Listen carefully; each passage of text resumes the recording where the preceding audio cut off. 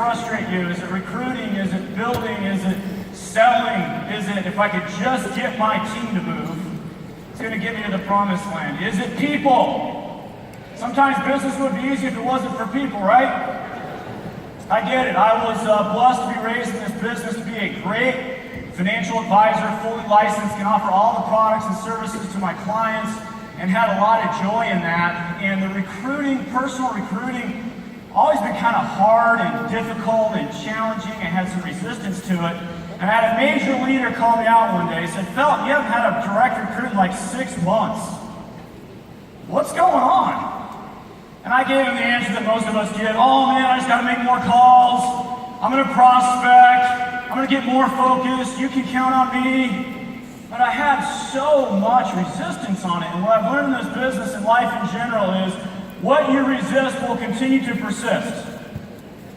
What you resist will continue to persist. And so as I was sitting there, understanding that beneath those things that you resist in the business, it's not just a lack of results, it's frustration. And beneath that is an unsupportive story. Because we as humans are storytellers. Would you agree? We make up stories about everything. And I like to call them stories because sometimes we call them limiting beliefs. And limiting beliefs sound like they're part of you, right? They're like, to get rid of them, it's really arduous, right? It's almost like your arm. If you're going to get rid of your limiting belief, you got to like chop off your arm. But the reason I like to call them stories is stories can be rewritten. And I like to rewrite stories. And until I change the way I look at those things in my life won't change. So I had to sit down and look at it and go that, if you come at your business from resistance, you get lack of results, which creates more resistant thoughts, which creates more lack of results. And you're kind of in this negative feedback loop. And it's why you know people, their money situations never get better, their relationships never get better, their health never gets better because they're approaching their life from resistance. And until they change the story, nothing's going to change. And so I sat down, and this process that I'm taking you through, it works. Because at that time in my business, I was about 10 wide and licensed agents. And right now I'm 35 wide and licensed agents direct to me. 27 of them have a 6, so they're duly licensed. So I know the process works. And so I sat down and I did what most people avoid doing, which is thinking. We'll do almost anything to avoid thinking. But I had to get to the root of the cause of the stories that was creating the lack of results. And I discovered an enemy. It was me. I've discovered the enemy, and it was me. So if in your notes you write down the word Y-O-U, you. Put a big circle with a line through it. Because we get in our own way around recruiting, selling, all those things. So I discovered some amazing things that transformed my business and brought me a lot of energy. One is I was recruiting people, trying to figure out really what I was going to get out of it. How was it going to progress me? What kind of trophies was I going to get? And they pick up on that and they kind of shoot away. I had to get 100% focused on the benefit to their business. The other thing that I found out was, man, I hate when people tell me no, but I hated when people come in the business and they go through challenges and struggles and they would quit. And I beat myself up and question myself as a leader. And I'm like, man, I got to look at this differently. I got to rewrite the story here. And so I look back at the challenges and struggles that I went through in the business, and I labeled those things at the time as bad.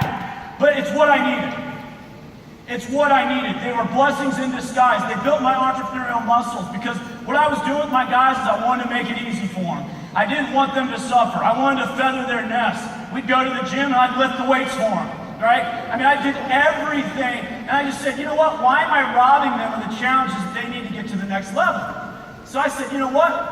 They are 100% responsible for their success or their failure. I'm going to help them, but they're 100% responsible. I'm going to hold them 100% capable. Man, I can't tell you how much that freed me up because Dolly labeled it as the leadership fatigue factor. I was fatigued. But that right there, man, I could recruit to that. The other bigger thing was I was defining success in such a narrow scope. If you didn't make a certain amount of money or have a certain title, in my mind, in my definition, you weren't successful. At that point in my career, not too many people were doing that. So if that's my definition of success, everyone else is what? A failure. Who wants to recruit to that? And it's why I wasn't recruiting. And so I sat down and I'm like, man, I got to look at this thing differently. And so I started thinking about my guys that have been with me for a long time. Some of them, you know, I mean, they weren't at the titles and the cash flows that they wanted, but I just asked the question, how's this business changed their life? I just thought about that. And then I went and interviewed them. And the stories I got back were so humbling and so emotional. I had a couple say, hey, because of what we've learned here, we avoided a divorce. We are teaching our kids these amazing concepts. Chris, my health is better. My life is better. My spiritual life is better. I had a few people come up to me and say, hey, you probably don't know this, but that day you invited me to the BPM, I was in a pretty dark place.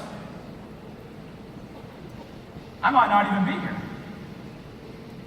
Think about that the next time you make a BPM invitation. And then it hit me. I'm like, man, I've been looking at this all wrong for so long. And that's the day I made the decision. I was going to stop recruiting to a business, and I was going to start recruiting to the purpose of helping people have a better life. And that decision changed my whole life. Because I just said, here's the story. I'm like, everyone's life is better. When they come in contact with our company, their lives get better. And then I started collecting evidence that supported this, guys, because I'm telling you right now, there's a beautiful side of life, and there's an ugly side of life. There's a beautiful side of our business, and there's an ugly side of our business. And you're either going to collect evidence that this thing works, or you're going to collect evidence that it doesn't. And I was fatigued, and I was collecting evidence that it wasn't working. I shifted that, I changed that, I started looking for evidence of why this thing worked. I just said, man, everyone's life is better because you're here, everyone you'll ever recruit, everyone ever on your prospect list, everyone you know, all of us have one thing in common. We want to have a better life. We want to have a better life. And this is the vehicle that can do it. You're going to hear it all convention long. This is it. So you need to recruit to the purpose of helping people have a better life. Your businesses will explode. Your joy will go through the roof. This is Convention 2017. Whatever you guys want to get out of this business, whatever you want to get out of your life, all you got to do is rewrite your story. See you at the top.